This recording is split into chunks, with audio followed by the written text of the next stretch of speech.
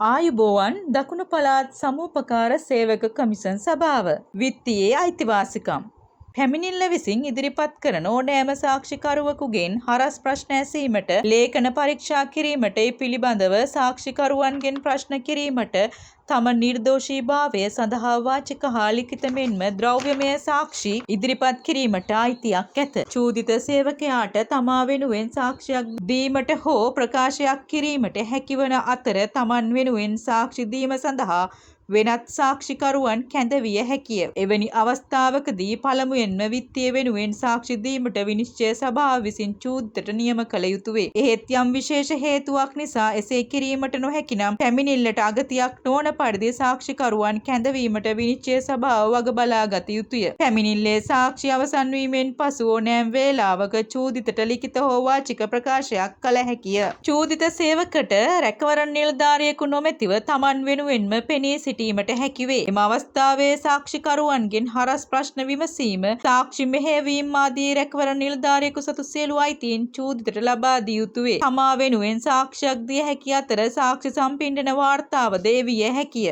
සමිතියේ සේවකයෙකු විත්තියේ සාක්ෂිකරුවෙකු ලෙස කැඳවා දෙන ලෙසට චලිත සේවකට විනිශ්චය සභාවෙන් ඉල්ලීමක් කළ හැකිය. එවැනි අවස්ථාවක විනිශ්චය සභාව විසින් එම සාක්ෂිකරුට සාක්ෂි දීම සඳහා ඉදිරිපත් වන ලෙසට දැන්විය යුතු අතර සහභාගී කරවන ලෙසට අදාළ සමිතියටද දැන්විය යුතු වේ.